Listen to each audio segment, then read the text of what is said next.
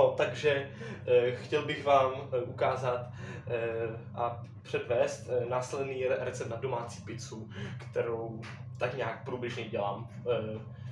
Dělám ji už několik let a snažím se to zdokonalit. Teda snažil jsem se, teď už vzhledem k tomu, že už to dělám tak jednou za měsíc, jednou za dva, tak už se to tak nesnažím zdokonalit, protože už mě to tak nemotivuje. Každopádně pojďme na to, co budeme potřebovat za následující ingredience. Jako prvně, to je hladká mouka pšeničná, ta je potřeba, jo. Já jsem teda dneska šel koupit víc pro jistotu, protože bude potřeba. Jako další věc, co bude potřeba, je olej, tak já se půjdu podívat, jestli nějaký máme, jak to bude trochu průser, ale tak tohle by teoreticky mělo taky stačit. Nevím, jestli to vidíte, ale už tam toho moc není, ale to by teoreticky mělo taky stačit, tak uvidíme. Bez tak. To jsem ještě neskoušel a myslím si, že jako že olej by na tom, nebo rozdílná značka by na tom nějak neměla nic změnit, jo. Ale taktéž je to o tom, aby se zkoušelo nové věci. Další věc, co budeme potřebovat, droždí, nebo taky český droždí. Protože pokud chceme dát těsto, tak budeme potřebovat ty kvasnice, že jo. Není to nic těžkého. No, a jako další budeme potřebovat vodu. Ideálně horkou vodu. Nebo aspoň teplou. No, kurva, kde je ten ručník tady. A to by mělo být asi tak nějak všechno. Mělo ještě teda sůl. Trochu na dochucení. Nevím, trochu špetka, 2. Nejsem kuchař, já nevím. Určitě váhy, abychom si navážili množství.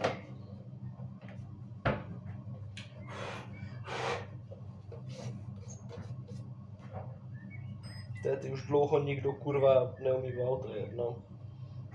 No, stačí takovýhle. Budu se snažit navážit co nejlepší množství. Protože, proč sakra ne. A další věc, co budete potřebovat, tenhle ten stroj, teda asi jako modernější, ten to dělá za vás. Stačí, když jenom počkáte, jak třeba hodinu a půl, tak nějak by to mělo být. A nebo uděláte to tím způsobem, že vezmete si, že to uděláte do nějaký nádoby, všechno to tam hodíte, ty ingredience, které se navážíme, řeknu množství, to se nebojte, a začnete prostě to hnět na těsto, prostě až se z toho nevytvoří, těsto, takže až se z toho vytvoří těsto, jo. No a pak to dáte, buď to dáte do trouby, nějakých pár stupňů, aby nějakých 50 stupňů, tak se to akorát, tak to získá takovou teplotu, aby se to snad trochu to nabobtnalo to těsto pomůstí v kvasinek. No ale my to nebudeme používat, protože by to bylo moc náročný a mě to hlavně nechce dělat upřímně. Stačí vám, když prostě máte ten teklostroj a ten vám to dělá za vás. Důležitá je taky tato forma, do které to všechno dáváte s těmihle rotujícími lopatky. Tak. A já si myslím, že my můžeme začít s tím, jak to dělat. Pro informaci jinak, kdybyste se ptali, co byl můj stojánek.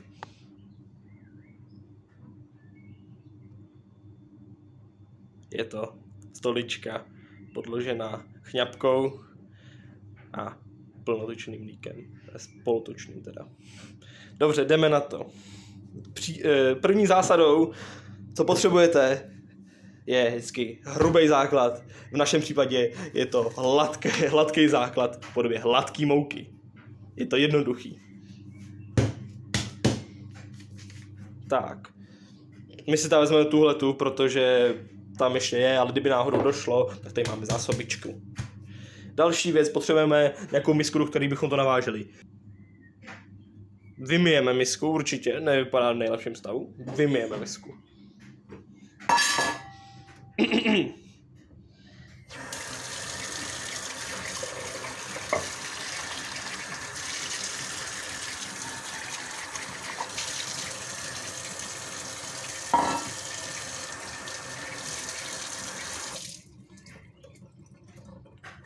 kdybyste se ptali, mám špatně zapojený baterie, tudíž když to otočím, takže doprava máme momentálně, měla být teplá, máme studenou. A naopak doleva by měla tý studená, máme teplo, jo, tak právě proto, jo. Teďka jsem tam měl totiž celou dobu teplou, tak bacha, kdyby náhodou někdo jakoby to. Tak, dobrý. Další věc, co uděláme, bude, že tu misku usušíme. Ačkoliv to je asi jako zbytečný, mám rád, když pracuji s suchem. Vzhledem k tomu, že v labinách dělám pravý opak.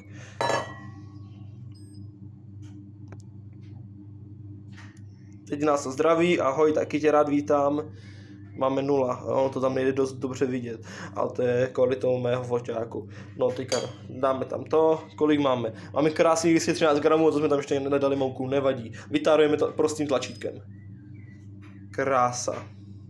No a můžeme dávat mouku. Jak říkám, je to úplně to stejný, akorát tam máme na to speciální to dózu, jakoby. No a vážíme 400. No máme problém, já jsem vzal trochu menší misku, ale akorát to podle mě vyjde. No krása, sice jako trochu špatné množství, ale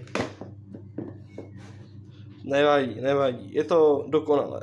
Tohle můžeme dát momentálně do prdele, to tam dáme později, stejně základem je dát tam vodu. Tak.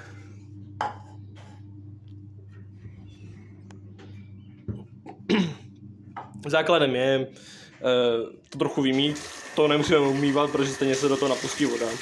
Do tohle napustíme vodu.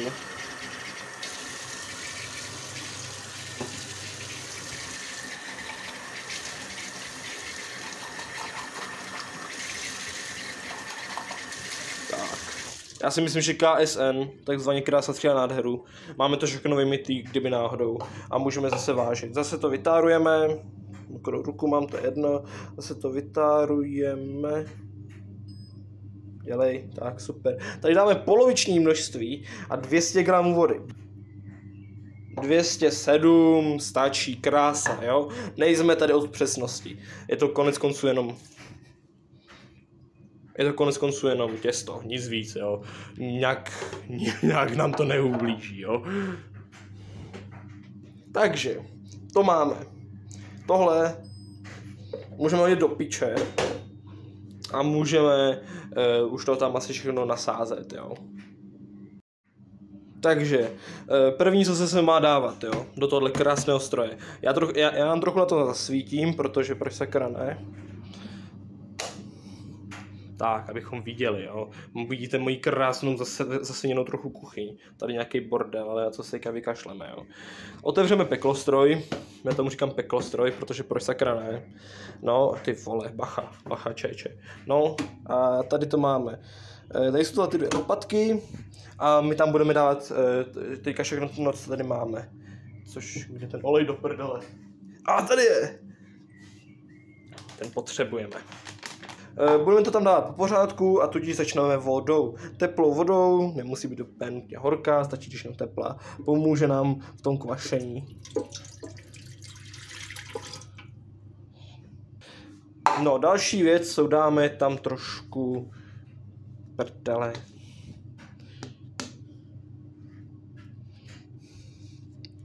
Poser. Takže máme olej, konečně se mi ho podařilo otevřít.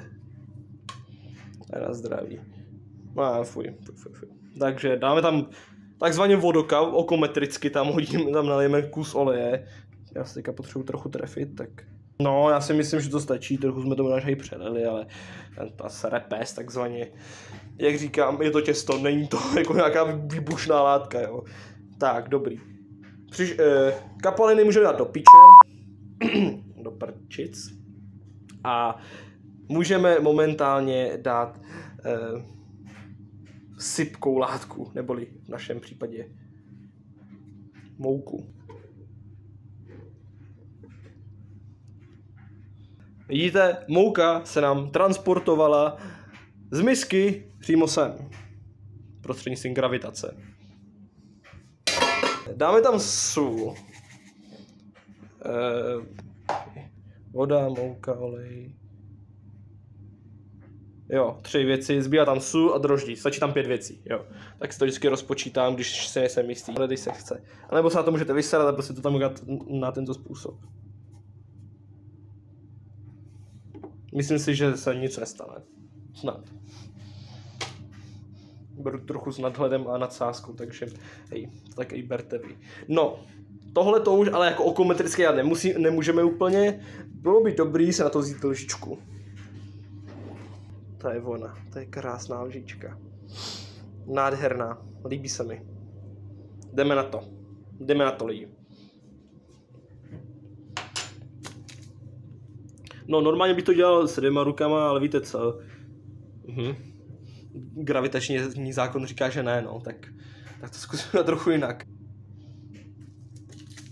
Já umím dělat pizzu, jo, ale ono jednou rukou to všechno jako jde třeba jako hůř, no, pro dobrý závěr. Taky to podle mě není zase tak důležitý, ale to je třeba věc, na který si potrpím, jo. Tak. Důležitý celkem je, abyste to nedali stejně sesadit. Může to být na opačném konci, protože sůl máme tady. Tak my to dáme pro jistotu zase na druhý konec a to sem. Dáme tam ještě jednu teda. Musím to dělat zase stejně, nech tady zase máme rozsypaný droždí, vyrostou nám tady mochomůrky.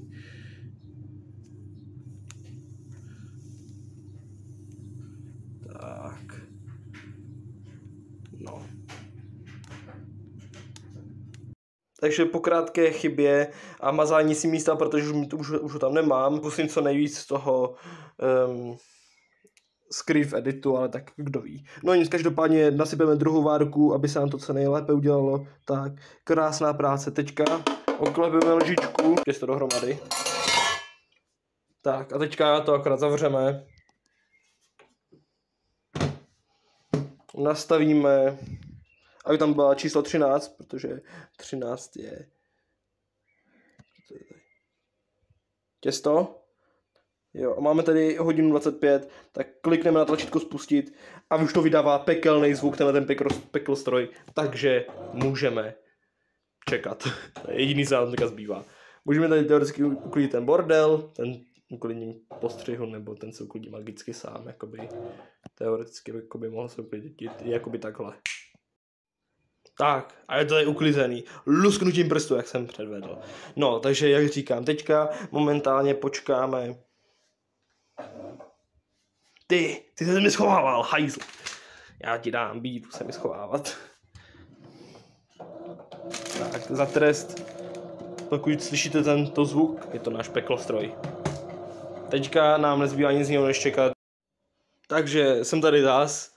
Po 1,5 hodiny, za tu 1,5 hodiny jsem se snažil narvat předešlý videa do počítače, neúspěšně, vynervoval jsem se, máme 1 minutu, což znamená, nebudeme ztrácet čas a pojďme si to všechno připravit, jo. Důležitý je mít nějaký prostor, kam dát tou pizzu. A není. Tady je pečící papír, ten není nutností upřímně moc, jo. Jo. Kvůli tomu jsem si tady hodil na pomoc kamaráda, protože jsem tak trochu už nezvládal to přesouvání těch videí, to bylo fakt jako nervy drásající.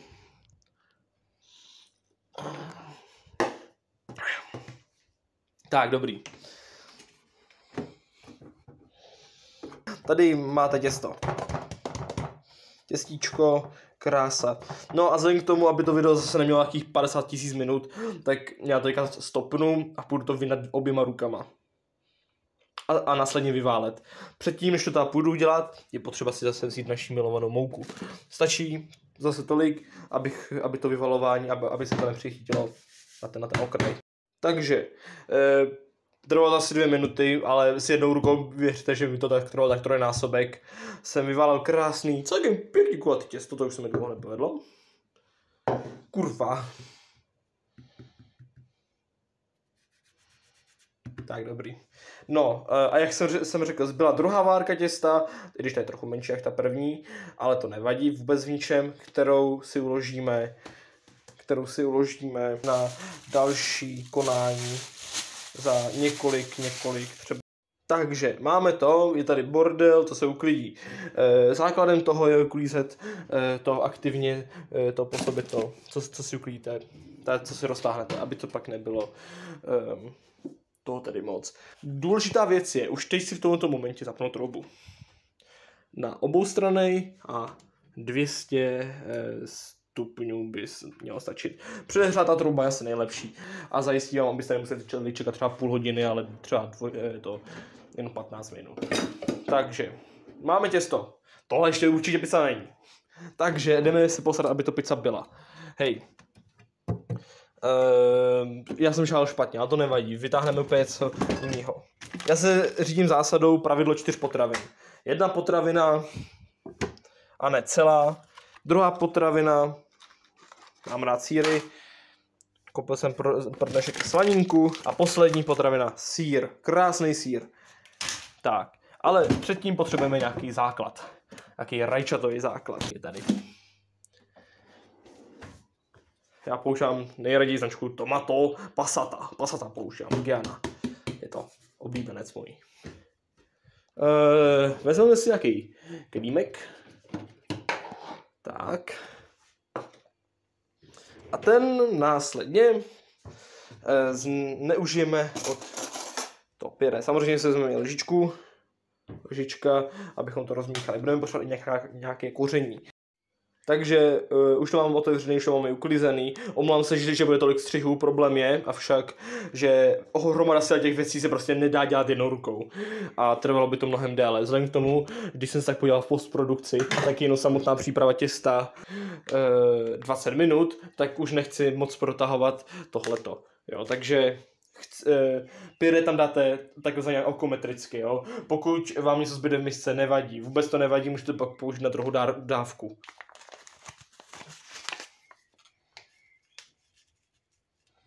Můžete klidně to přidat ještě i trochu soli, klidně i další koření. Já takhle pro jednoduchost a protože mě trochu tíží čas, aby to video fakt nemělo půl hodiny, protože snad to video bude mít kolem 15 minut max, jako fakt.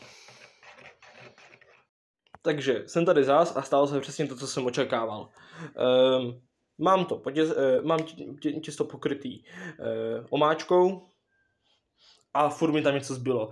Nevadí, vůbec nevadí, tohle se dá akorát později do ledničky. Vůbec právě proto to pak můžeme zužít na tu trochu fárku. A se trochu posilním ještě pivíčkem. Takže, máme tady sýr. Až milovaný sejros. A jdám 500 gramů, ty vole. No, nádhera. Na to, že máme jednu pracku, jsme se s tím vypořádali krásně. Moje varianta vždycky byla taková, že nejprve dávat tenhle ten největší, tenhle ten sýr, co pokrývá největší plochu, na to dát slaninu a pak dát na to ty menší sýry, jo. Jako je niva, no nivu vlastně nemám, jako je hermelín a mozzarella. Výběr sýru je pouze na vás a záleží na tom, kolik toho chcete. Každopádně doporučuji, že maximálně 4 ingredience plus možná, že někdy něco navíc. Něco navíc jakoby navrch. Já si občas třeba navrch dám vajíčko, ale to asi nebude námětem tohle tématu. Stejně už si myslím, že to je dost dlouhý. No, další tady je slaninka. Jak říkám, mám proto svůj specifický postup a to protože, když jsem to dělal kdysi obráceně, tak ta slanina byla taková víc udusaná kvůli tomu sýru. Od té doby, co jsem změnil takhle postup, tak mi to víc chutná, víc vyhovuje, ta slanina víc to připekla, víc křupavá a chutnější. Je to definitivně krásný prasátko. Občas ta kamera půjde prostě pryč, jsem muž. Dělám, neumím moc dělat multitasking takzvaný a snažím se trochu pošetřit s tou slaninou. A jak říkám, dělat všechno jednou rukou je obtížné. Jo. Momentálně to vypadá nějak takhle. Vymyslím si, že to vypadá celkem dobře. Slaninku zavřeme, hodíme do prdele. Prasátko se nám bude hodit zase na příští čas. Než si zaprasíme prsty, protože pak budu zase muset vypnout kameru kvůli tomu, tak tady máme hermelín. Můj oblíbený sýr, ten je dokonce pikantní, takže tak nějak. Aha, tak mi dejte chvilku, já to nakrojím, protože takhle to asi jako moc nevidím, no. Protože tohle bych asi dělal jako celý den. Takže máme nakrojený hermelín. Přesně pro tu značku z Kauflandu. No a jdeme ho tam umístit. Já ho tam umístuju přesně do hvězdice. Mozzarella je taky speciální sýr, sám o sobě, je strašně chutná, jak říkám. Řeknu to asi naposledy, už mě nebaví se opakovat. Je to dle chuti. Jo, je to i dle chuti, dle značky. Mě třeba i vyhovuje strašně tahleta. Takže jsem tady zas, mozzarella už je nakrájená a už je i podaná na pizzu. Dal jsem to přesně mezi hermelín. Obvykle občas ještě dávám jsem do tohohle prostoru pak vajíčko, aby se pak rozknedlalo. Dneska to akorát dělat nebudu. Jak říkám, záleží pouze na chuti. Vzhledem k tomu, že obal je úplně roztrhaný, vyhodíme a pro mozzarellu vytvoříme nový domov. Akorát, že momentálně vložíme celou tuhletu pizzu, což teda už je kompletní, dneska jsem si ji snažil dát chudší, protože co jsem tak zjistil ze zkušeností je, že čím víc tam toho člověk pak naplácá, tím je to pak méně chutnější. Tak my tam jdeme vložit pizzu. Pokud máte rádi křupavou pizzu, jako já jsem člověk, co jí má rád, nebojte se to dát na 220 stupňů, až třeba 230 stupňů. Fakt nebojte se toho, akorát pak počítejte s tím, že nějakých 15 minut to bude prostě hotový, jo? Takže si nastavte nějaký časovač. Jo. Já si ho potom definitivně zapnu. No a vzhledem k tomu, že máme bordel, tak já uklidím a budu se s váma hlásit až s výsledkem. Co pak to tady cítím? Vypadá to, že jsem udělal již pizza. Tak se podíváme. Ty vole, A jo, vypadá dobře. Hele, možná, že trošičku připálenější, ale já jsem třeba člověk, kterým to vůbec nevadí, jo, vůbec. Já si myslím, že takhle to je krásně pro zlatový, do zlatova. Troubu jsme vypli, krásná práce. Momentálně necháme trochu větrat. Vybereme talířek, speciálně na pizzu. A vzhledem k tomu, pokud byste měli potvrdit moje zkušenosti, teďka pokud to vezmeme a vysosáme, tak by to mělo za pomoci jedné ruky celý spadnout.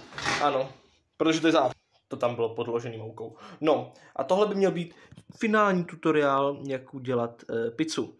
No, takže takhle už aspoň víte, doufám, že jsem vám objasnil všechno, kdyby ne, ptejte se, já jsem o tou jsem tady, konec konců, že jo. Tak jo, popřijte mi dobrou chuť, pokud si uděláte takový skvost jako já, tak vám také přijde dobrou chuť a uvidíme se